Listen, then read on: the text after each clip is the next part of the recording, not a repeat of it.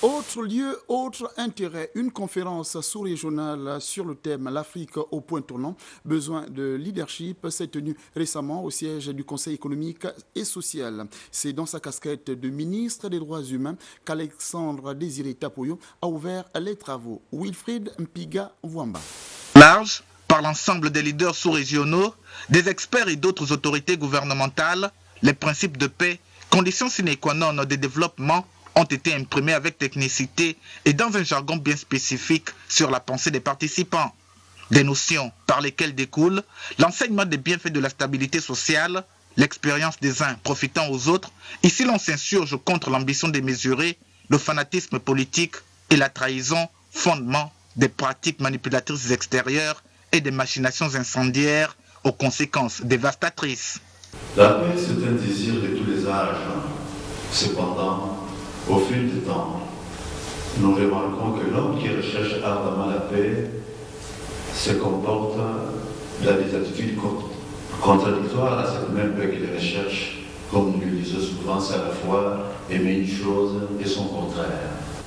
Nous devons, avec une énergie particulière, nous investir pour la consolidation et la promotion de la culture de la paix, conformément à la vision politique de son Excellence Ali Bongo Ondimba, président de la République, chef de l'État. Sensible aux questions de paix, aux problématiques liées à l'amour pour l'alter ego et de l'importance de la thématique mise en exergue ici, le ministre des Droits humains, donnant un caractère solennel et républicain à la dite rencontre, a notifié l'engagement manifeste des plus hautes autorités en faveur de la quiétude sociale.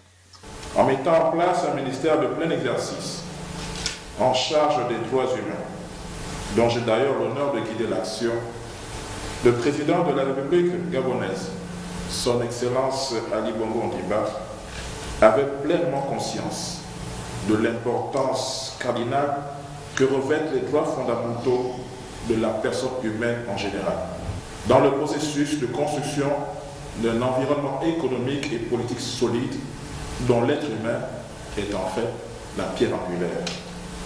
Cette lucidité est d'autant plus remarquable qu'elle s'étend à considérer la paix comme véritable gage de développement tout azimut, au fin d'un partage équitable des fruits de ce dernier. Au-delà des recommandations déroulées au terme de cette conférence sous-régionale, certains membres de l'organisation non gouvernementale ont été élevés au rang de leaders et d'ambassadeurs de la paix. Les récipiendaires ont ainsi une obligation majeure, celle de promouvoir la